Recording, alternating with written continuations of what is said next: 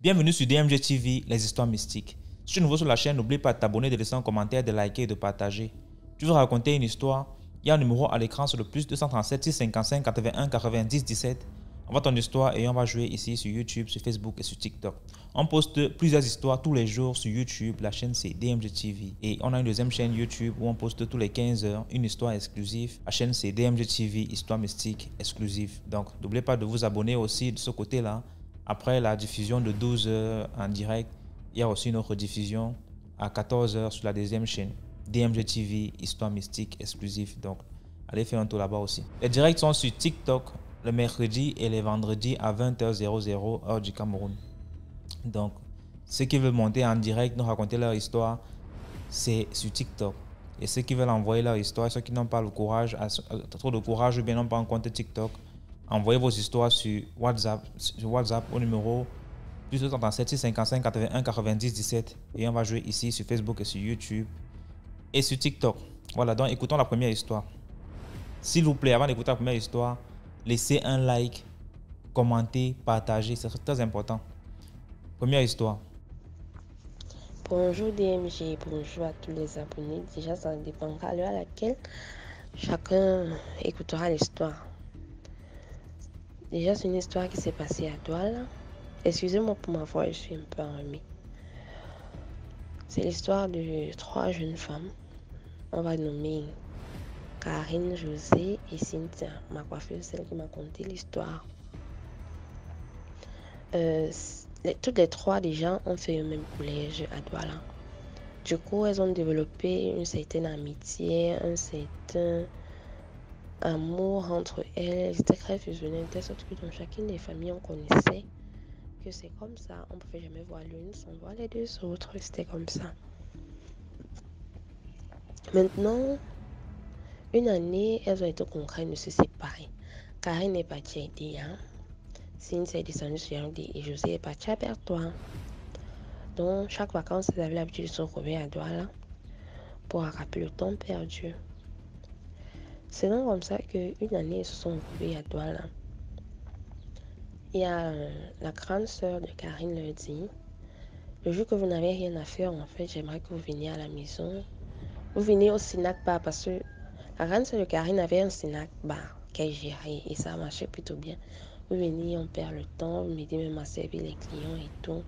En fait, on passe un peu de temps ensemble. Karine et Cynthia et Josué ont dit non, il n'y a pas de problème. C'est ce qu'elles ont commencé à faire. Elles partent au Sinac, elles papotent, elles racontent tout leur délire de l'année académique et tout. Elles rattrapent le temps perdu. Du coup, elle avait l'habitude de prendre une table pour elle. Elle pouvait se servir des boissons et tout, 2 fois. En même temps, elles ont remarqué qu'il y avait un monsieur qui était toujours assis tout seul à sa table. Il peut venir comme ça. Et j'ai tout le snack bar. Mais il est seul sur sa table. Genre, il ne veut pas de compagnie. Mais elles n'ont pas prêté attention parce qu'elles savaient que c'était le client fidèle, le client maison du Sinac. Donc, comme ça, un jour, le monsieur leur demande s'il peut se joindre à elle. Elles acceptent.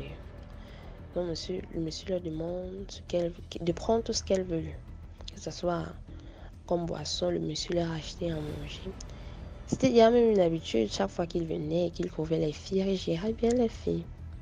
Jusqu'à un moment même, il a commencé à amener les filles, faire des balades, faire du shopping et tout. Mais entre-temps, Cynthia, ma coiffeuse, me précise que jamais il n'avait eu à courtiser l'une d'entre elles au grand. Jamais il n'avait eu à courtiser l'une d'entre elles. Jamais. Parce qu'elles se sont demandé s'il a déjà eu à craquer. Elles ont dit jamais. Que quand il les écrit, c'est juste pour leur demander ce qu'elles feront de leur journée et si c'est possible qu'ils les fassent plaisir. C'est donc comme ça que Karine, la petite sœur de celle qui avait le Sinac, a commencé à flirter avec le monsieur. Malheureusement, la rentrée académique avait déjà commencé. Cynthia, elle est rentrée sur Yaoundé, José rentré à Bertois. Étant donné que Karine était aidée, hein,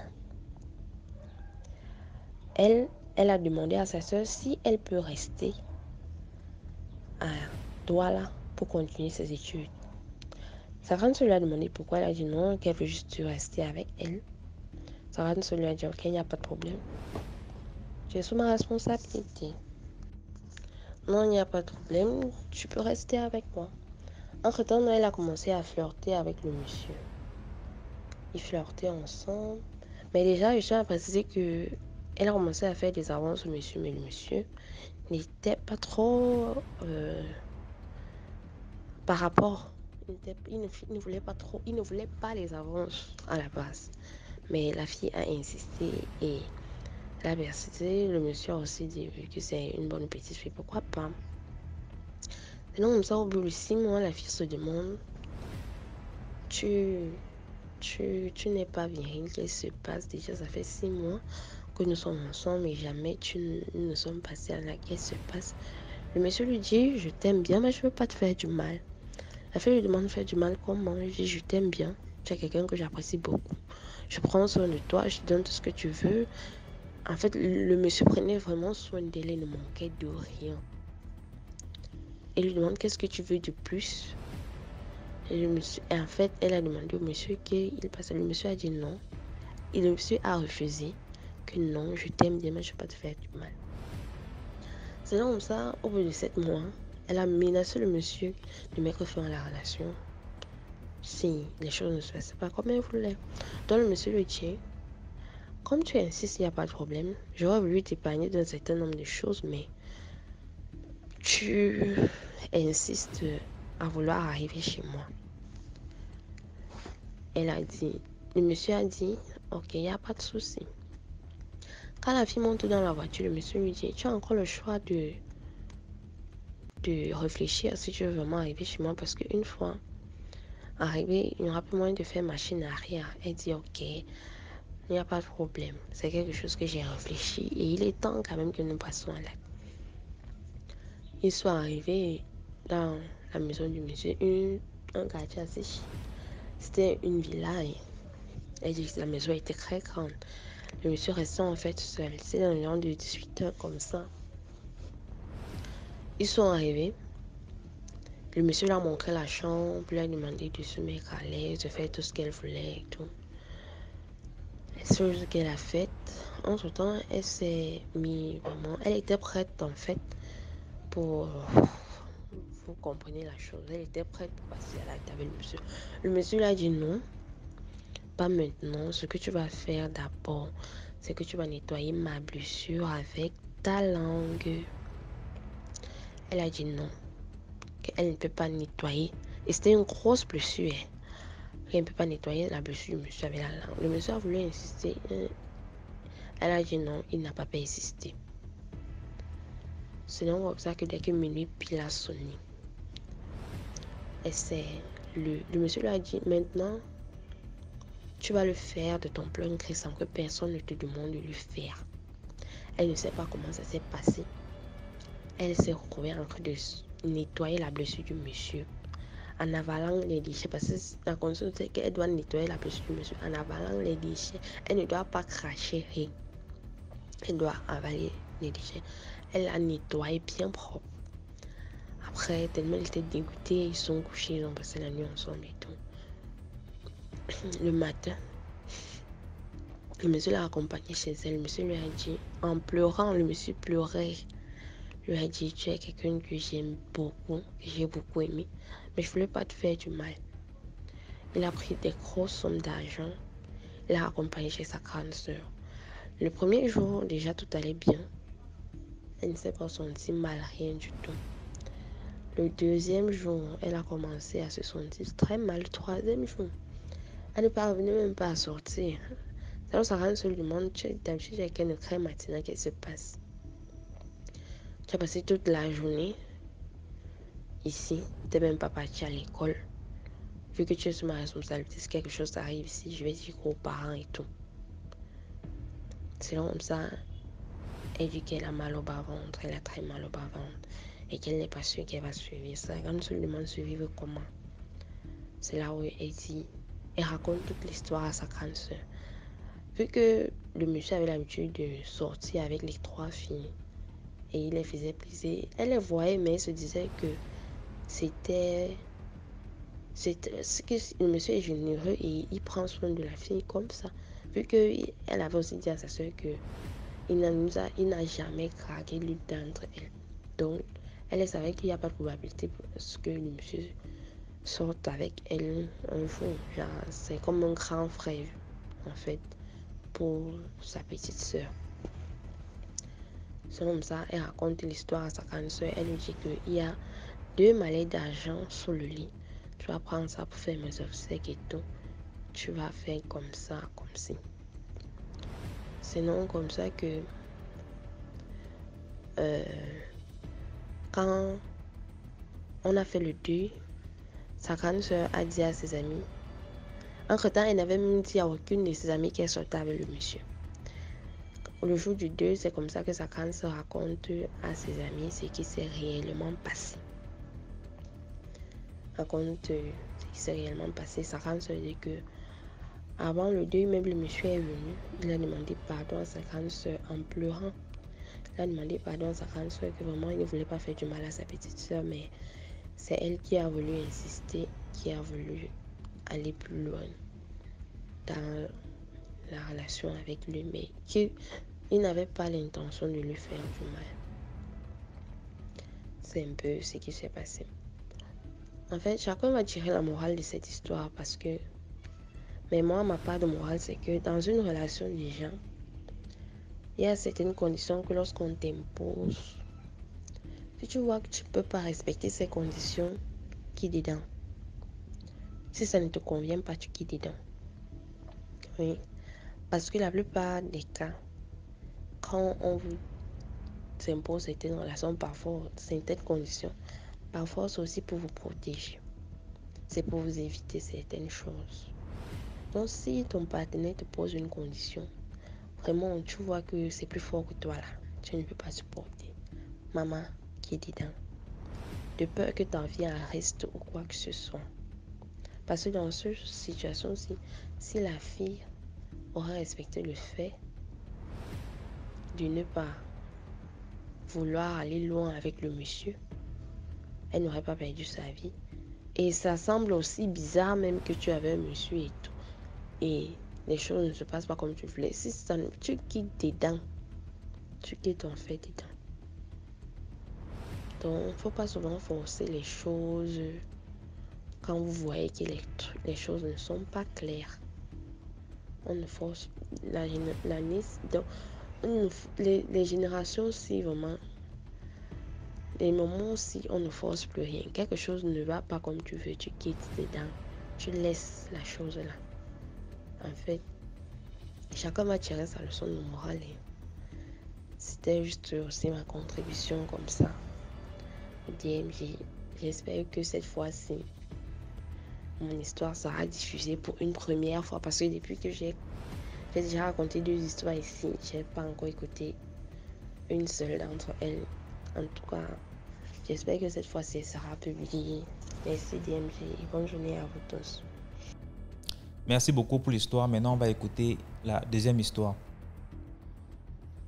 Ouais, salut DMG, salut toute la team DMG, salut tout le monde. J'espère que tout le monde se porte à merveille, comme d'habitude. Hein. Likez, ceux qui sont sur Facebook et TikTok, partagez. C'est pour nous là qui sommes sur YouTube, on like. Avant même d'ouvrir la vidéo, les gars. Donc, le mouvement a déjà pris, mais il faut que ça prenne encore plus. Donc, voilà. L'histoire que je vais raconter aujourd'hui se déroule au Gabon. Ça se déroule dans les années 2000, je crois, en 2000, je crois 2005 ou 2006, je sais pas, je crois 2006, je crois bien, parce que j'étais en 3e à cette époque-là. Donc, c'est une histoire très courte. Hein. On était avec, l'histoire se déroule au lycée Nelson Mandela. Donc, les Gabonais de Libreville connaissent le lycée Nelson Mandela. Donc, l'histoire se déroule en 2006, comme je l'ai dit précédemment. On était avec des potes et tout, à 13h, parce qu'à l'époque, À l'époque, les cours terminaient à 13h15. Aujourd'hui, ils font journée continue, genre 15h, les cours s'arrêtent. Donc nous, les cours s'arrêtaient à 13h15. Et c'est ainsi que on avait un endroit où on aimait aller s'asseoir parce qu'à 13h15, il y avait beaucoup d'embouteillages. Il faut dire qu'en face du lycée Nelson Mandela, il y a l'université Omar Bongo. Donc souvent on est mélangé là, on est plein, il faut se battre pour prendre les taxis et tout. Donc voilà un peu. Donc nous on attendait souvent vers 14h, 14h30 pour sortir prendre le taxi. Donc on était au lycée là tranquille, nous on s'asseyait d'habitude là à côté du portail. On racontait, on racontait, on racontait. Mais il y a un truc bizarre qui était là. Il y a un magouillard là qui tournait toujours autour de nous. Je crois que c'était la femelle du magouillard parce que je crois que le mâle a la tête rouge. Le mâle du magouillard, il a la tête rouge, il est un peu plus costaud. Donc c'était une femelle. Dans le magouillard est là, on raconte, le magouillard nous regarde. Bon, il y avait une bonne distance, hein, pratiquement, on va dire quoi, 1,50 m ou 2 m comme ça. Donc c'est comme ça quand on est là, on raconte, le magouillard est là, il nous regarde. C'est comme ça qu'il y a un pote qui dit, mais attendez les gars, depuis qu'on parle là, le magouillard ne fait que nous regarder là, c'est à quel problème? C'est comme ça que mon ami tape le pied au sol, genre il tape le pied au sol, genre chat, chat, genre pour chasser le magouillard. Le magouillard ne bronche pas, le magouillard est là, comme pour dire, bon, vous me parlez de quoi en fait? C'est comme si on lui demandait de rester quoi. Le type est là, machin, on dit, oh les gars, mais le magouillard là, bon, on a zappé. On raconte, on raconte, on raconte. Mais le magouillard ne fait que nous regarder, on dit, l'histoire là c'est bizarre. C'est comme ça que mon pote, qu'est-ce qu'il fait? Il prend une pierre, il lance. Bon, il n'a pas lancé au magouillard, genre pour tuer quoi. Genre, il a juste lancé, genre pour chasser. Mais sauf qu'en lançant, la pierre a tapé le dos du magouillard. Donc, quand la pierre tape le dos du magouillard, le magouillard comme ça, comme s'il était en train de suffoquer en fait. C'est comme s'il était en train de suffoquer, comme s'il était en train de suffoquer. Nous, on n'a pas fait cas. On n'a pas fait cas. Donc, on racontait, on racontait, on racontait, on racontait, on racontait. Voilà maintenant le magouillard qui avance maintenant vers nous. Heureusement, entre nous, le magouillard avait un caniveau. On dit, le magouillard avance, mais nous on racontait. C'est comme ça que moi je regarde vers où il y a le magouillard, je vois que le magouillard est maintenant à côté de nous. Je dis, mais le magouillard là, c'est comment il nous fait que nous fasse là ici là. Il y a quel problème? DMG. Le magouillard est en train de suffoquer. J'ai la bouche ouverte, comme si elle était en train de pousser quelque chose. Boum, ça comme ça prendre les œufs. Les œufs. Les œufs. Je dis les gars, oh. Comme ça j'embêtais mon pote, je dis, mais tu as provoqué la naissance alors que peut-être c'était pas prévu. On a négligé, on dit bon c'est un magouillon, on s'en fout. Boum, voilà maintenant le mâle qui arrive. Bam, lui aussi s'arrête devant nous, commence à nous regarder. Je dis, les gars, ça là c'est pas top. Vaut mieux, on enlève le corps. Partons. On est parti. BMG, quelques jours plus tard. Voilà les gens qui se ramènent au lycée. Nous on ne sait pas, on est en classe. Ils disent que non. Il y a des étudiants ici qui ont lancé les cailloux à une fille enceinte. Des trucs comme ça. Donc on a porté plainte. Nous on cherche à les identifier. La dame a dit comment? Ici, il n'y a pas des étudiants enceintes. L'histoire que non, vous dites qu'il y a quelqu'un qui a provoqué la... Comment on appelle ça? Qui a accéléré la grossesse de la fille et tout. Nous, ici, on n'a pas de filles enceintes. Et le lycée Nelson Mandela, et à l'époque, on avait une blanche qui était proviseure. Elle ne blaguait pas avec. Parce qu'à l'époque, le lycée, c'était un couvent. Ce n'était pas un lycée. C'est quand Nelson Mandela, quand le gars il arrive au Gabon, quand il va visiter le lycée actuel Nelson Mandela, qu'on a surnommé lycée Nelson Mandela, mais à l'époque, ça ne s'appelait pas comme ça. C'était un couvent, il n'y avait que les femmes. On ne prenait pas les hommes là-bas.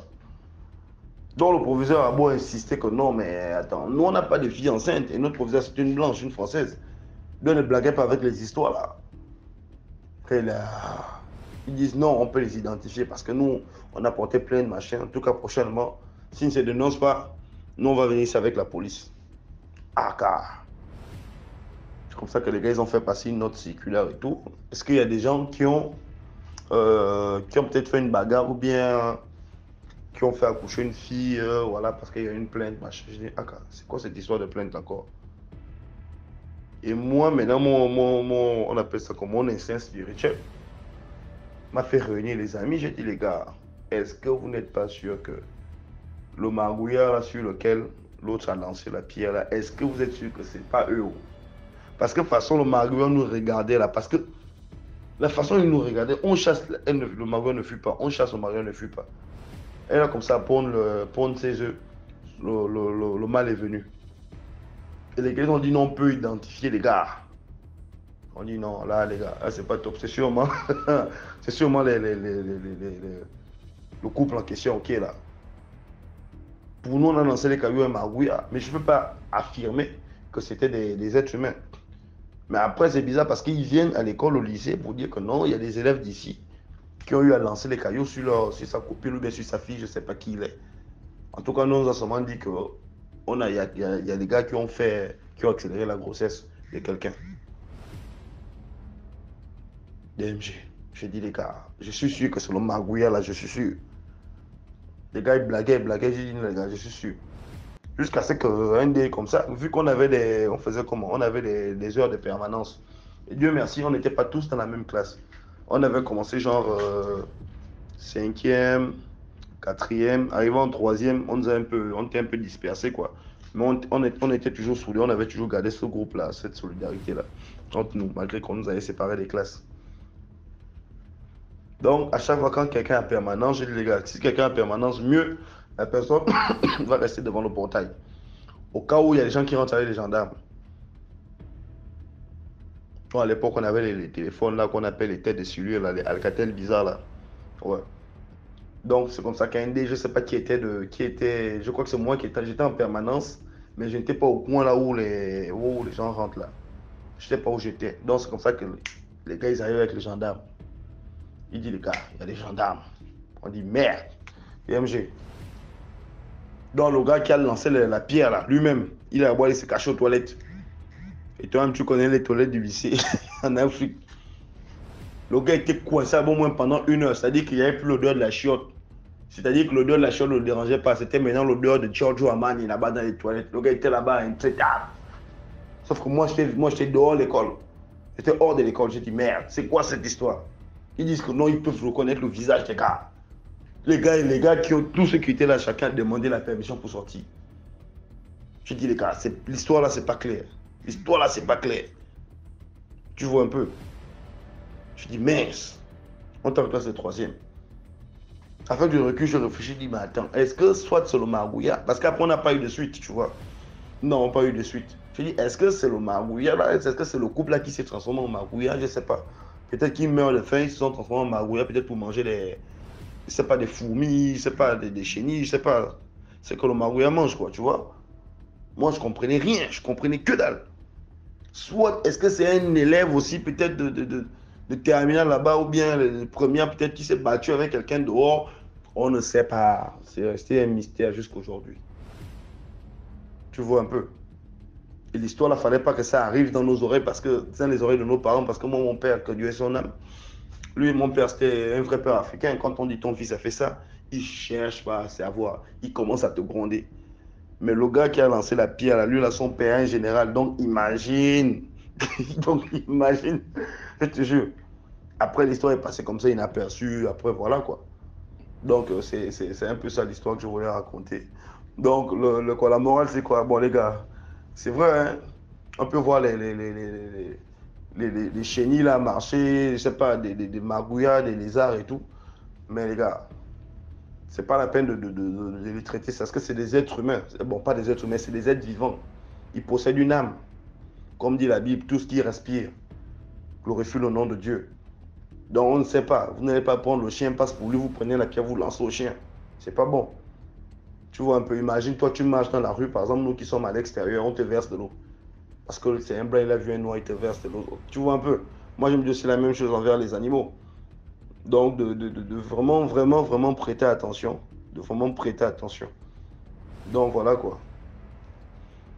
Donc c'était un peu mon histoire. C'est un peu mon histoire de ce soir. Que Dieu bénisse toute la famille DMG. Merci beaucoup pour l'histoire. Maintenant, on va écouter la 3e histoire. Bonsoir DMG. Vraiment merci pour ton émission que j'aime bien écouter sur TikTok. Vraiment, cette émission est vraiment réelle. Au début, lorsque j'écoutais souvent ça, je me disais souvent que c'était un peu du bluffage, c'était un peu des blagues, les gens mentaient. Mais après, au fur et à mesure, quand j'écoutais les histoires que les gens racontaient, je voyais que l'émission était vraie. L'émission était vraie. Contrairement à certaines émissions qu'on regarde, surtout des Ivoiriens, des Ivoiriens où on montre un peu des choses croyant que c'est la vérité, alors que c'est un peu le montage ou bien la comédie. Voilà. Bon, je viens ici, je suis depuis le Gabon à Libreville. J'ai vécu quelque chose il y a de cela quelques mois. C'est moi qui ai vécu cela. J'ai rencontré une fille dans Libreville. On a fait connaissance, une jeune fille. Elle avait entre 19 et 20 ans. Voilà, du coup, on a papoté tout et tout, on a pris un jus ensemble. Et le soir, comme j'avais un peu des envies un peu fortes, je lui ai dit que je voulais qu'on rentre, elle et moi, le soir. C'est-à-dire, elle venait dormir chez moi. Du coup, la fille n'a pas boudé. Et vu la manière qu'elle était habillée, donc je me suis dit que c'était une fille très facile. Et je l'ai amenée à la maison, voilà. Du coup, en étant à la maison, DMG, vraiment, j'étais motivé. Je disais que j'ai trouvé une fille avec qui je vais passer la nuit. Parce que j'avais vraiment des envies fortes. Et je l'ai d'abord fait à boire encore, étant chez moi et tout, elle était là, on parlait, on parlait. Oui, bon, qu'est-ce qui s'est passé? Ensuite, la nuit vers les 23h, j'entendais des bruits un peu bizarres dehors. J'étais un peu étonné, je dis, ah, mais ces bruits-là sortent d'où? Elle ne me disait rien. Et lorsque j'ai déshabillé cette dernière pour faire, voilà, qu'on fasse l'amour ensemble, c'est comme ça qu'elle s'est mise à me raconter son histoire. En fait, tu m'as amené là chez toi, tu n'as pas cherché à connaître qui j'étais, voilà d'où je vis, voilà patati. Toi, c'est seulement le sexe. Je dis, mais où est le problème? Je sais que tu es une belle fille et tout et tout. Elle me dit, mais si je te dis où je vis, ça va pas t'étonner? Je dis, bon, ok, d'accord. Je t'assure, j'étais déjà un peu, avant même que je l'ai touché, bon, ok, d'accord. Raconte-moi ton histoire. Pour moi, je sais que la nuit elle sera longue pour moi, voilà. C'est comme ça qu'elle me dit, elle était avec sa maman, elle était voir sa maman qui vit dans les eaux. Je dis, comment ça? Je dis, je ne comprends pas. Elle dit, non, j'ai deux mamans. Une maman physique, mais j'ai une mère dans l'eau. Je dis, non, je ne comprends rien. Je l'explique, moi, c'est comme ça qu'elle me raconte maintenant l'histoire. Elle me dit, c'est depuis qu'elle est née, elle avait déjà une marraine. Donc elle avait une mère qui vit, donc une sirène quoi, qui était sa maman. Je dis, mais c'est pas sérieux, tu fais comment? Je te vois là. Elle dit non. Lorsque je m'en vais à l'eau, elle m'a expliqué comme c'était comme une formule magique. Du coup, ça lui permettait de respirer sans voir les machines comme tu vois les sous-marins là-bas. Là. Du coup, elle est à l'eau là-bas. Je dis, ah bon? Lui, parfois, il va faire une semaine. Pendant une semaine, sa mère ici, là, on donne les avis de recherche, voilà. Et lorsqu'elle revient, elle trouve un mensonge, tout. Et les parents disent ça, mais les parents quoi? Mais comme c'est une grande fille, les parents se disent, non, écoute, voilà, elle va toujours revenir. Elle dit, oui, je vis dans deux mondes, dans le monde physique et dans l'eau. DMG, j'étais dépassé. Ce jour-là, je dis, mince. Et comme il était à presque 24 heures, je dis, je ne peux plus laisser l'enfant de truc repartir la nuit. Parce que c'est moi qui l'ai amené. Quand je l'ai amené, il était 20 heures. Je dis, je vais attendre quand même, j'aurai le courage. Je vais avoir le courage qu'elle dorme ici pour que je la ramène le matin. C'était vraiment, moi qui croyais que c'était vraiment la pire nuit de ma vie. C'est comme ça, elle me dit, Et sa maman est jalouse, donc elle n'aime pas trop quand elle sort avec les hommes et tout. Elle lui fait souvent la jalousie et tout. Et le bruit que j'entendais à la fenêtre insistait. Je dis, mais j'ai regardé vers la fenêtre, elle me dit, non, mais c'est ça ma maman qui est là. Je dis, comment ça? Elle dit, oui, elle est là, c'est elle qui fait le boulot, c'est ça que je suis ici. Je dis, mince, DMG. J'ai tremblé, je dis, merde. Mais au-dedans de moi, j'avais un courage parce que vraiment, des choses là ne me font pas peur.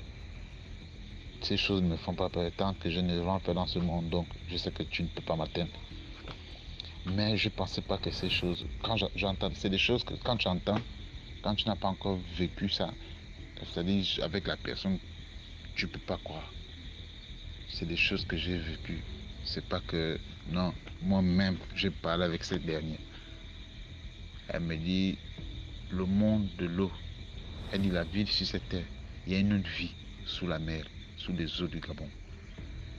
Elle dit il y a des villas, des immeubles, des voitures.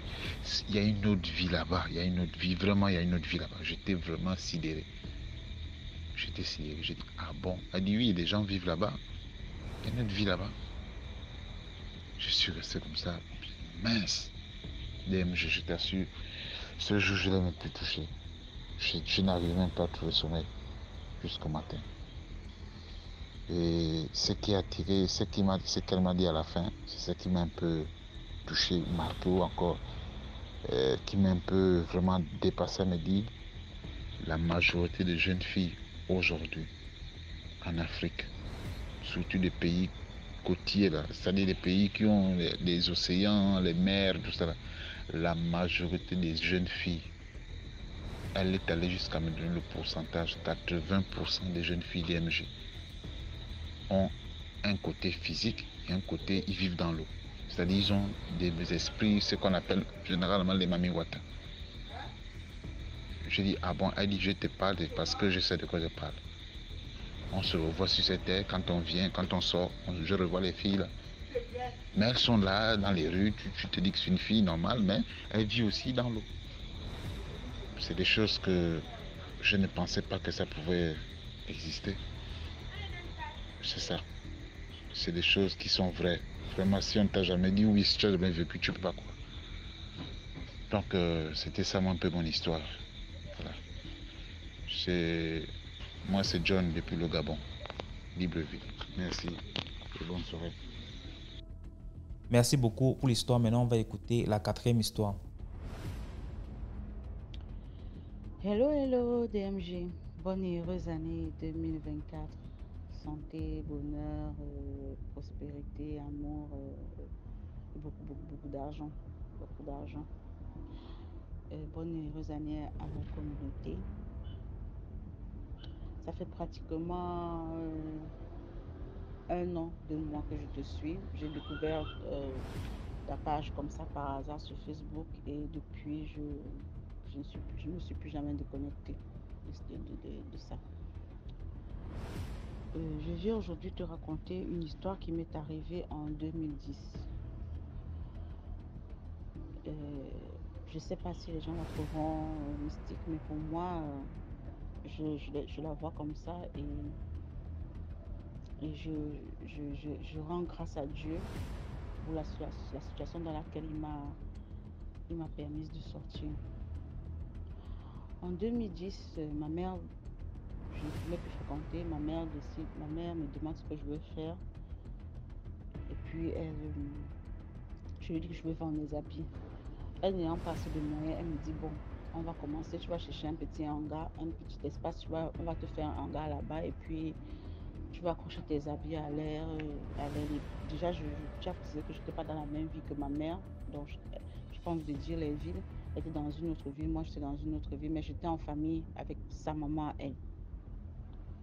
Sa maman, et on était dans la maison avec, nous étions tellement dans une concession, nous étions tellement nombreux dans la concession. Ma maman a 3 filles, donc nous toutes les trois, nous n'étions pas dans la même vie qu'elle. Nous étions ensemble avec notre grand-mère, avec nos oncles même, les enfants de notre grand-mère qui sont même mariés dans la concession, qui avec les enfants, donc nous étions tellement nombreux. Bon, il y avait un de mes oncles avec qui on s'entendait particulièrement très bien parce que c'était quelqu'un de très très relax, de très très terre à terre, de très très humble. qui n'est plus des nôtres aujourd'hui, paix à son âme. Ma mère également n'est plus des nôtres, paix à son âme. Mais bon, c'est pas ça l'histoire. Bon, en fait, quand ma mère me dit, bon, tu as refusé l'école, tu ne veux pas fréquenter, j'ai tout fait, tu ne veux pas fréquenter, tu veux faire quoi de ta vie, qu'est-ce que tu veux faire? Parce que même travailler, tu dis que tu ne trouves pas le travail, qu'est-ce que tu veux faire et tout, et tout, et tout. Je lui dis, quand je vais faire du shopping. Il me dit, bon, trouve dans l'espace, on te fait un petit truc et puis tu commences comme ça là. Au fur et à mesure, on va voir comment on va agrandir ton business. J'ai dit, d'accord. Je trouve un petit espace, juste parce qu'on habitait en plein carrefour, donc on n'était pas loin du quartier, on était en plein carrefour. Et on était un peu tous comme dans ce secteur-là, on se connaissait pratiquement tous. Vous voyez comment dans un quartier, presque tout, entre vous, vous tous, vous vous connaissez pratiquement. Même si vous n'êtes pas très liés, mais vous vous connaissez quand même que bon, celui-ci sort de telle maison, celui-là c'est l'enfant de tel. Et puis même si vous parlez même pas, même si vous vous côtoyez pas, vous savez quand même que je pars. Donc il y a une des amies de ma grand-mère qui avait un espace devant sa maison. Je m'en vais voir son fils qui est un peu comme le successeur. Je lui dis que bon, voilà, ceux-là, là, c'était vraiment au carrefour, au centre même.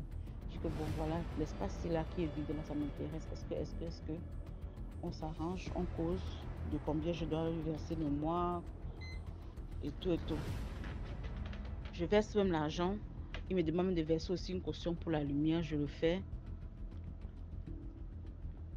Maintenant, je contacte mon cousin me montre mon petit hangar et tout. Au moment de tirer la lumière, il y avait juste une petite quincaillerie collée à moi.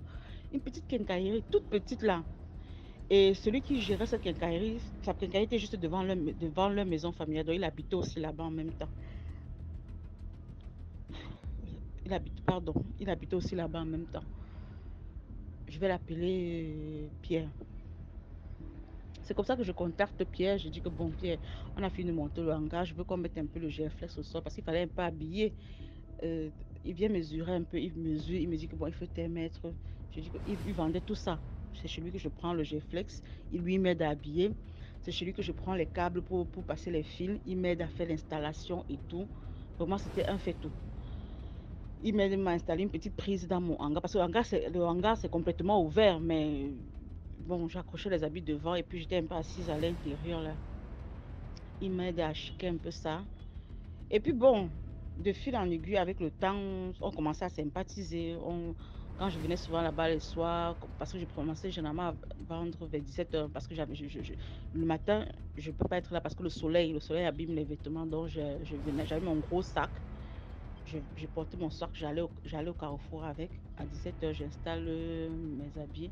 Et puis vers 21h, 22h, ça va dépendre du marché. 21h, 22h, j'étais dans un carrefour qui était tellement vivant. Tellement. 21h, 22h, parfois même minuit, j'emballais pour rentrer. Donc, je venais souvent les soirs, j'installais là-bas et puis pour tuer le temps, parce qu'à ce moment, il n'y avait pas, tu ne vas pas dire qu'il n'y avait pas Android. Donc, ce qui fait qu'on m'a imprimé c'est mon téléphone un peu pour jouer les petits jeux qu'on appelait Snake à l'époque et tout. Donc, parfois, je m'asseyais devant mon hangar là avec Pierre, on tapait nos commentaires, on tapait les divers, la voiture s'y passe, on parlait, la voiture là passe, on parlait et tout, et tout, tout, tout. Mais j'étais aussi trop tête en l'air parce que, bon, estimant que j'étais très jeune, que j'avais le vent en poupe. Donc, dès que mon téléphone sonne comme ça, je suis déjà partie. J'ai laissé ma marchandise et j'ai joué à Pierre que j'ai parce que Pierre était quelqu'un de très nonchalant. Quand il te parlait, il avait de la peine à te regarder dans les yeux. Quelqu'un de très de timide. Il était très nonchalant. Quelqu'un qui ne connaît pas dire non. Tu dis que même qu'il fait comme ça, il dit seulement que oui, machin. Très gentil, très nonchalant. Donc, parfois, quand j'étais assise là, comme ça, mon téléphone va sonner. Je vais lui dire que Pierre, pardon, s'il y a un client, mais je vais toujours ne pas trop m'éloigner. S'il y a un client, fais-moi signe. On m'a appelé là-bas que une bière fait que, les jeunes filles avaient les une bière. C'est comme ça que je partais et puis je laissais Pierre. S'il y a le client, il va me faire signe que viens, il y a un client. Et tout, c'était comme ça. Pendant peut-être un mois, 1 à 2 mois, on était là, on tapait nos commentaires.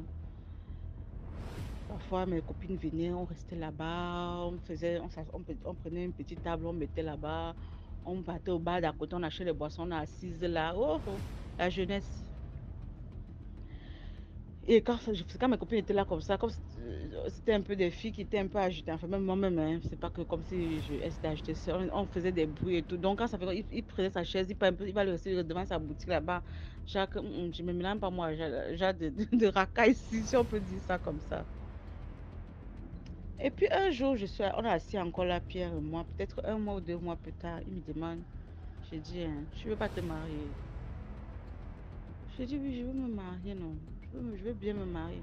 Il me dit que c'est quoi alors que tout le temps tu montes, tu descends, tu montes, tu descends. J'ai dit que, ok, j'ai quel âge? Je veux me marier, mais si je ne trouve pas le mari maintenant, je meurs. Et que j'ai quel âge? Bon, j'estimais que j'étais très jeune à l'époque. J'estimais, hein, que j'étais très jeune.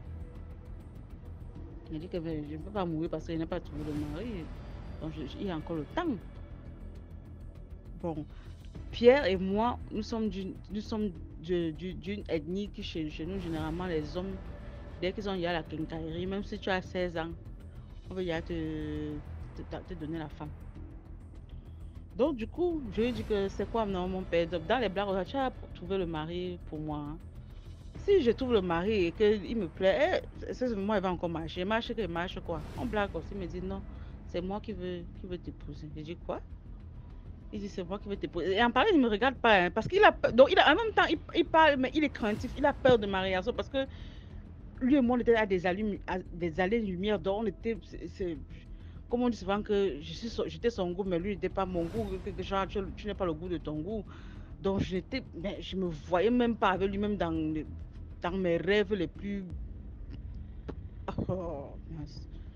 J'ai dit, Jesus, qu'est-ce qui t'arrive? Tu sors d'où avec ce genre de proposition là?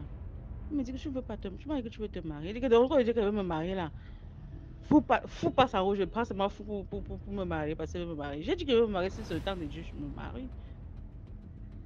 Il me dit, ah, moi, je voulais moi t'épouser.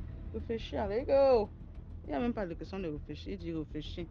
Et puis, quand j'ai vu qu'il était tellement sérieux, j'ai changé dans des sujets pour faire qu'on parle d'autre chose. Je préférais qu'on parle de ce chose. Et puis, ça m'a même amusé. Je me suis mise à rire. Je dis, mais notre enfant, il devient même fou, quoi. Juste parce qu'on a en train de causer, c'est là que lui, il a vu que oh, je suis moi sa camarade. Bon, c'est pas que c'est quand je dis l'enfant, c'est pas que c'était un enfant, hein, c'est mon aîné. Mais bon, comme nous les filles, on connaît, quand on fait un peu comme si on est belle là, on connaît simplifier les gens là. Je rentre ce soir à la maison, après ma petite journée, je rentre le soir là. Je vois mon tonton avec qui est très relax là, parce que c'était le tonton de pratiquement tout le monde dans le secteur. C'est vraiment, il n'y avait pas une maison qui ne le connaissait pas, parce que c'était d'abord un évangéliste, c'était d'abord un homme de Dieu, donc c'est un évangéliste, il aimait bien partager la parole et tout. Je dis que, mais tu connais même ce que Pierre me sort aujourd'hui. Je dis que oh, Pierre dit qu'il veut lui m'épouser. On se met encore à rire tous les deux. Il dit que, mais il voit comme ça là, il peut te supporter. on se met à éclater de rire et tout, et puis on passe dessus. C'est comme ça que le temps passe. La période là, c'était, je peux dire, je ne me rappelle plus très bien quelle période c'était, mais environ 2 ou 3 mois passent. Environ 2 ou 3 mois passent. Un soir, je suis en train de rentrer avec ma machine. J'ai vendu très tard ce jour, j'ai fermé à minuit. Je porte dans mon gros sac, je suis en train de rentrer. Juste à l'entrée de la maison, il y a certains bandits qui sont sortis, je ne sais pas d'où, parce qu'il y a un peu des couloirs là-bas, ils sont sortis. Et puis ils m'ont fait.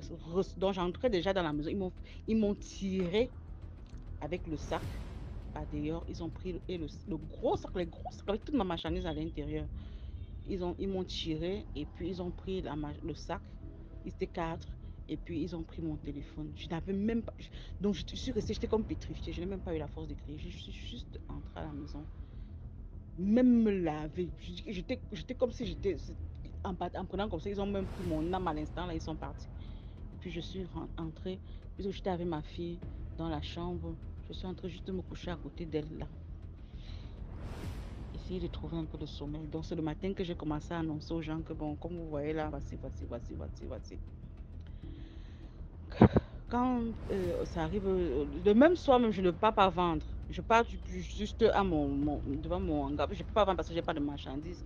Je pars juste à mon hangar et j'ai à Pierre, est-ce que tu sais que hier, machin. Il me dit que oui. Ouais, ton oncle m'a passé ici le matin, il m'a dit que on t'a accusé hier. Ouais, machin, je dis que je te dis. Mais que tu vas le faire comment? Il dit que maman, je vais faire comment? Je vais digérer, je vais faire comment? Et je vais essayer de donner, de me battre pour avoir encore un petit capital pour me lancer. Il me dit ok. Le temps passe. Comme maintenant je ne venais plus au Carrefour, apparemment je lui manquais. C'est ce que je me dis, hein. Parce que c'est ce que je me dis. Un jour, je suis dans la maison. Ma vie de loisiveté avait recommencé. Je suis dans la maison, je le vois, il vient. Il est avec mon oncle. Il vient, il s'entre. Parce que mon oncle savait déjà qu'il a des vues sur moi. Donc, du coup, mon oncle aimait bien le taquiner que ta femme, machin, machin. Il tape mon oncle, il vient. Je le vois, on se salue bien, bien. Après, ils sont assis là, ils tapent leur petit duvet. Moi, je suis aussi assise dans la cour là où je faisais même quoi. Je sais plus, je sais même plus trop ce que je faisais. Après, mon oncle décale un peu, il me demande que tu n'as pas encore trouvé le capital. Et je dis non, je n'ai pas encore trouvé. Il dit que si tu donnes le capital, tu vas prendre. Je dis que ça dépend en tant que qui tu me donnes. Parce que si c'est toujours tes idées que mariage, machin. Mais il dit que oui, si tu donnes le capital, c'est parce que j'estime que tu es ma femme. Je dis non. Si c'est pour ça, papa, il faut toi laisser ton capital. Parce que je n'ai pas accepté ta proposition. Et si prendre l'argent veut dire accepter, ça veut dire que j'ai déjà scellé le mariage. Non, papa, non. Je ne suis pas prête vraiment. Et que donc tu continues, tu dois réfléchir. Je dis que moi, tu avais donné ma réponse depuis. C'est toi qui es dans la réflexion. Hein. Moi, je t'avais déjà donné ma réponse depuis. Il me dit OK. Et toujours nonchalamment. Hein. Après, il sort, il finit de faire ce qu'il a fait. Mon oncle, il sort, il part. Ah, on dit que vous avez peut-être au mois de novembre. Hein. Après, je partais plus au Carrefour. Comme il n'y avait plus l'argent, je ne partais plus au Carrefour. 31 décembre, voici où l'histoire me paraît louche. Parce que depuis, je raconte là, c'est banal. Voici où l'histoire me paraît, commence à devenir. Enfin, voici le jour où l'histoire est devenue un genre. Et je rappelle que il voulait très vite. Il me parlait trop de mariage et d'enfants. Voilà. Quand il me demandait le mariage, il me disait toujours que est-ce que tu ne veux pas. Je lui disais que j'ai déjà un enfant. Il me dit que mais est-ce que tu n'as pas envie de te marier? Tu sais que tu ne seras pas jeune toute ta vie. Tu te maries là maintenant. On fait l'enfant. Et puis après ça, tu peux encore recommencer à faire tes business. Machin. Si tu accouches vite, tu as aussi le temps de vite faire tes business et tout, et tout, tout, tout, tout, tout. 31 décembre maintenant, nous sommes au quartier. J'ai une amie qui a son salon de coiffure qu'elle avait fait chez eux. Et le derrière de la maison donnait avec le derrière de la maison des Pierres. On reste, on a au salon de coiffure, on est en train de comprendre les bruits au Carrefour, dans la maison des Pierres qui était au Carrefour. On comprend les bruits. Waouh, waouh, waouh. On s'est dit que pour cette décembre, hein, c'est le 31, il était midi moins. On comprend les bruits, wow, wow, wow, les gens sont un peu comme s'il y a. Donc on va se comprendre, wow. Après ça, c'est comme si quand on joue le match et puis on a marqué le but là. Wow. Et puis après ça se calme. On comprend, wow. Nous on se dit que c'est sûr que les gens sont en train de faire les ambiances du 31. Voilà mon oncle qui passe devant le salon de coiffure, me voit à l'intérieur. Parce que j'aidais ma copine, on tissait les rastas, elle avait tellement de clients. Il m'a dit que. Je suis assise là. Voilà ton mari qui est en train de délirer là-bas chez eux. Hein. Je dis qu'elle marie. Il dit, mais Pierre, non. Il dit, Pierre délire comment?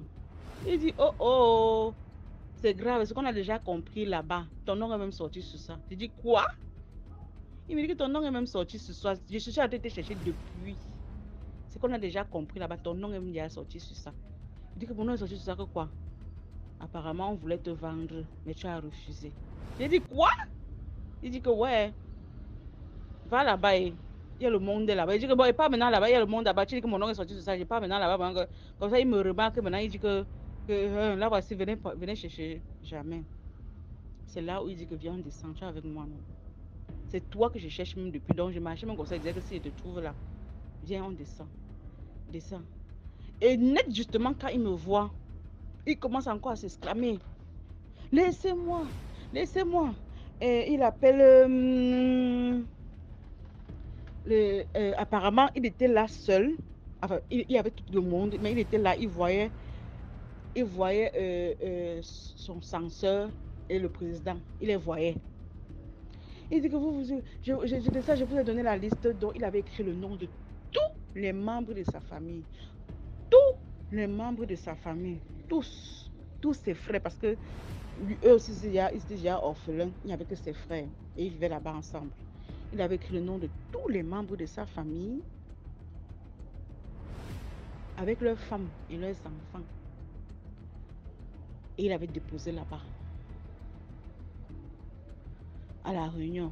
Mon nom, comme moi, j'avais un petit nom. Donc, il n'avait jamais osé demander à mon oncle que je m'appelle comment. Moi, j'avais trouvé un petit nom avec lequel on m'appelait au quartier. Donc, ça avait le nom là que lui aussi m'appelait. Donc, il ne connaissait même pas vraiment mon nom. Quand j'arrive donc, je suis debout en train de le regarder. J'étais sidérée. Je vois mon oncle, je regarde. Du coup, il tend le doigt vers moi. Tu as refusé de m'épouser, non? Tu as refusé. Là, voilà, non? C'est comme ça qu'il fait. Après, il regarde encore l'autre côté. Donc, du côté où il est en train de les voir. Là, voilà. J'avais demandé depuis. Vous voulez qu'elle fasse comment? Je lui avais demandé qu'elle soit ma femme, elle a refusé. C'est qu'à l'heure de jurer, c'est qu'elle peut-être soit là enceinte, soit là déjà accouchée. Vous aviez dit que vous vouliez la femme avec l'enfant. J'ai fait comment pour prendre la femme avec l'enfant quand la femme, je demande la femme, elle refuse. Je demande la femme, elle refuse. Vous étiez là. Je vous ai dit que je fais que demander, elle refuse. Je fais que demander, elle refuse. J'étais debout comme ça. Je me suis seulement... Heureusement, quand ils disaient que là, voilà. Donc, du coup, quand les gens voyaient son doigt pointer dans ma direction, c'est vrai qu'on n'a pas trop prêté attention. On s'est dit que bon, il fait toujours ses folies. Je me suis retournée. J'ai dit à mon oncle, mais tu m'amènes où là? Je suis rentrée chez lui et je me suis mise à pleurer. J'ai commencé à pleurer dans la concession. C'est là où mon oncle et ma grand-mère ont commencé à m'arrêter. Et puis ma grand-mère, pardon, est sortie de sa chambre. Je m'embrouille même. J'ai encore même des frissons quand je parle de ça. Ma grand-mère m'a arrêté. Et puis ma grand-mère demande à mon oncle, mais qu'est-ce qui se passe? Mon oncle dit que voilà, il lui explique la scène. Il lui dit qu'en fait, la fille, elle devait être déjà même morte depuis 1900, ouais. Elle avait même la grossesse parce qu'on était comme ça, on l'avait déjà programmé. Mais ce qui l'a sauvé, c'est qu'on ne connaissait pas son nom et elle n'avait pas dit oui. Elle n'avait pas dit oui au mariage. Parce que si elle avait même seulement dit oui, c'est que je ne suis pas sûre que on est en train de parler de... Et ce garçon est décédé ce jour devant tout le quartier. Donc quand il a commencé, parce qu'il a prononcé le nom de son président et prononcé le nom du censeur qui était venu. Et du coup, ils lui ont frappé le marteau. Donc quand il lui a frappé, il s'est exclamé que aïe! Donc c'est parce que j'ai prononcé votre nom que vous me tapez avec le marteau comme ça là. Hop, le sang a commencé à couler dans ses narines. Il est décédé ce jour-là devant tout le monde. Il est mort ce jour devant tout le monde. Avec la liste qu'il avait envoyée. Donc, il a fallu maintenant que sa famille, enfin, ceux dont il avait écrit le nom, qui commencent leur démarche partout pour essayer de s'en sortir. Donc, voilà un peu ma petite histoire. Désolée si j'ai été vraiment longue. C'est que je ne savais pas comment parler et couper. Désolée si j'étais vraiment longue. Mais je rends grâce à Dieu et j'estime que vraiment le Seigneur m'a fait une grâce énorme. Parce que le souffle de vie, si on dort, on se réveille, on croit que c'est acquis, mais vraiment c'est une grâce. Et puis je ne sais pas où je devais être aujourd'hui en train de planter quel genre de chou, en train de cultiver quel genre de champ. Je ne sais pas. Au compte de qui, avec mon enfant, si j'avais accepté ce mariage. Si je m'étais dit à ce moment-là que non, les jeunes filles, nous on doit se marier, je veux aussi être madame telle. Je ne sais pas où je me serais retrouvée aujourd'hui. Donc, je bénis le Seigneur parce que malgré tout mon style de vie, toute ma vie je ne sais pas, de noctambule, je ne sais pas comment on appelle ça, il m'a préservée, il m'a protégée. Et vraiment, je lui suis reconnaissante. Donc, je comprends que je lui dois tout. Même ce témoignage que je suis en train de faire, je lui dois. Bon, DMG, merci encore et bonne fin de soirée à toi. Merci beaucoup pour l'histoire. Maintenant, on va écouter la 5e histoire. Bonsoir, cher monsieur. J'espère que vous vous portez très bien. Tout d'abord, je vous tiens un coup de chapeau pour, si je peux me le permettre, dire la mission. Pour la mission que vous portez sur vos épaules afin d'édifier la masse populaire. Je vais parler de, je ne sais pas si je dirais Bamiwata ou je ne sais pas si je dirais mauvais esprit, mais je vais dire comme tel que ça se disait ici chez nous. Donc, ça se passe au Cameroun, plus précisément dans la ville de Douala. C'était dans les années, je pense, 2009, je pense 2008-2009. Ouais, 2008-2009. Et là, j'étais en haut sur les bancs. Je pense que je faisais entre 6e, je pense très bien que je faisais 6e. Donc, il y avait une histoire dans ces années-là où on disait qu'il y avait que Mami Wata qui cyclait dans la ville de Douala et qui entrait dans les maisons des gens pour faire des ravages. Donc, si ta maison n'est pas protégée, elle entre chez toi et elle fait du ravage. Ou soit elle vous tue, soit elle vous paralyse, c'est qui suit, elle vous fait quelque chose de pas catholique. Donc, j'étais avec un ami, mon ami de 6e, on était en classe, on causait bien, on a passé toute la journée, et puis on rentrait. Et quand on rentrait, on parlait de ce phénomène-là. Mais je l'avais demandé à la veille, mais est-ce que ta maman a protégé votre maison? Puisque à ce moment-là, on disait qu'il fallait protéger la maison, il fallait couper des arbres de paix et mettre partout dans la concession et y verser aussi du sel, afin qu'il ne puisse pas entrer. J'avais demandé cela à mon ami, il a dit, oh vraiment, puisque il était chrétien. Moi aussi, à cette époque, j'étais chrétien. Mais, vous savez, chacun sait ce qu'il compte. Donc, il m'a dit, non, ma mère n'a pas fait cela, mais on prie quand même. J'ai dit non, le mieux c'est de le faire. Il a dit, ah, bah, en tout cas, on s'est séparés. Le lendemain, mon ami est venu ce jour en retard. Mais je vois mon ami est embouchu. Mon ami fait un test embouchu. Je ne comprenais pas. Mais je dis, qu'est-ce qui t'arrive? Qu'est-ce qui t'est arrivé? Il me dit, mon frère, il faut laisser. Vraiment, cette femme nous a eu. Il me dit, quelle femme vous a eu? Cette Mami Wata nous a eu. Elle est venue chez nous à la veille, puisqu'on n'a pas protégé la maison. Elle est entrée, elle était vêtue de noir.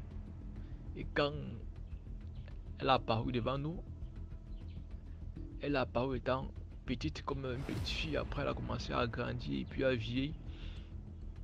Et puis, elle a lancé un sort à mon petit frère. Il s'est paralysé. Elle a lancé un sort à ma maman, et puis aussi elle m'a lancé ce sort. Voilà mon ami, ce qu'aujourd'hui, mon ami n'a plus jamais grandi. Plus jamais jusqu'aujourd'hui. Donc il fait à peine 1m50. À peine 1m50. Jusqu'aujourd'hui, à son âge, il n'a plus grandi. Donc c'est juste pour vous dire que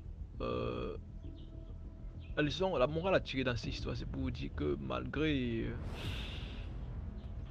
que nous devons faire attention, nous sommes dans un monde très mauvais. Et chacun doit avoir ses garde-fous. Et il fallait savoir que malgré que nous sommes ce que nous sommes avant tout africains. Qui dit africain parle de nature.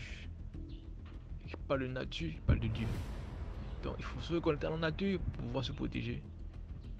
Il faut se reconnecter à la nature pour pouvoir retrouver nos repères. Donc c'est tout ce que j'avais à dire. Et merci et bonne soirée à vous. Merci beaucoup pour l'histoire. Maintenant, on va écouter la 6e histoire.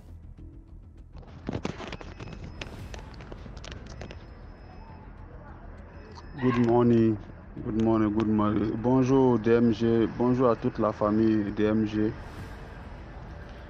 Il y a une histoire.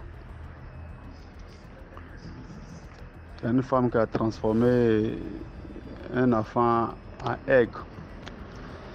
Voilà pourquoi on dit à nos jeunes soeurs vraiment de faire beaucoup attention. De faire beaucoup attention. Parce que c'est pas tout le monde qu'on insulte. C'est pas tout le monde qu'on insulte. La fille, elle était enceinte. Elle était enceinte, elle allait voir, parce qu'elle avait des problèmes d'argent. Elle allait voir une vieille dame. Elle allait faire prêt auprès d'une vieille dame.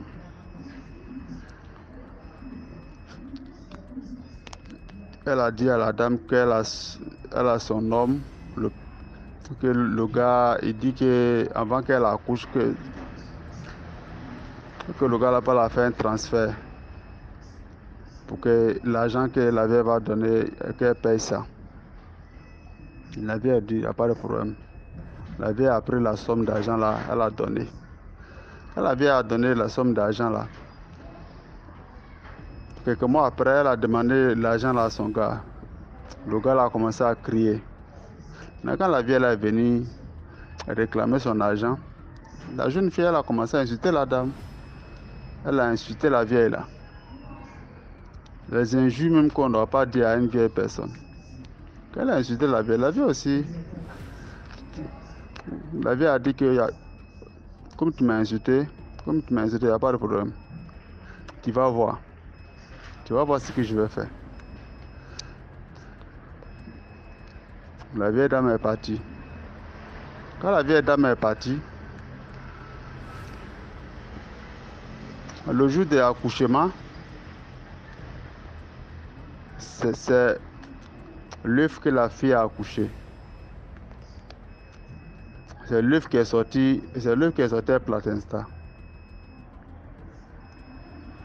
Maintenant, la fille a pris l'œuf. Tout le monde était étonné. C'est un miracle. Tout le monde est étonné. Ils ont envoyé un pasteur. Mais l'œuf là, ça respire. L'œuf est resté. Partout, ils ont pris l'œuf pour partir.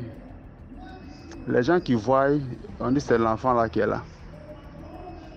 Mais que partout, ils savent qu'il faut qu'elle vienne. Elle cherche à voir la vieille là. Oh, la vieille a voyagé. Ça fait 6 mois. C'est 6 mois après que la vieille est revenue. Quand la vieille est revenue, elle a pris une jeune dame là. Il fallait pardonner la vieille là. C'est-à-dire que pour que les gens n'ont qu'à être sur les trucs là, ils ont pris une caméra pour partir. Quand la vieille a vu, la vieille a pris le caillou, commencé à lapider la vieille là. C'est ça, la jeune dame là a dit non, qu'il ne faut pas la lapider, que parce que faut qu'elle est dans sa main là, que c'est l'enfant. Ils sont venus pardonner la vieille. La vieille a dit que c'est pas à cause d'elle. Que c'est l'enfant là, que c'est à cause de l'enfant là qu'elle a pitié de l'enfant. La vieille a fait des prières. L'œuf qui était dans sa main a transformé automatiquement en un petit garçon. L'enfant a commencé à pleurer. La jeune fille elle s'est mise à genoux, a commencé à pardonner la vieille, qu'elle ne va plus jamais insulter quelqu'un. Vous voyez? C'est que vraiment, on doit faire attention. C'est pas tout le monde qu'on insulte. C'est même pas bien d'insulter les vieilles personnes. Et puis, surtout quelqu'un qui t'a fait un prêt. Si tu n'as pas, même si ton gars t'a mis en colère, mais tu n'as pas à insulter une vieille personne à cause de ça. Elle t'a arrangé, c'est un prêt qu'elle t'a fait. Voilà ce que j'avais à dire. Likez, partagez. Si, je sais pas, si DMG veut la vidéo, je peux l'envoyer. Voilà. C'est une histoire vraie. Ok. C'est ce que j'avais à dire. Au revoir. Merci pour l'histoire. Voilà, c'était tout pour aujourd'hui. J'espère que vous avez aimé. Laissez vos commentaires. Si par exemple vous avez un commentaire à donner à l'histoire numéro 2 par exemple, vous pouvez écrire H1, voilà ce que je pense, et ainsi de suite. Sachez que tous ceux qui envoient les histoires ici viennent après lire les commentaires. Donc c'est important de dire ce que vous pensez. Si vous avez un message en particulier pour un intervenant. Voilà, donc on se prend demain à 12h00 sur YouTube, sur la chaîne DMG TV. Ciao.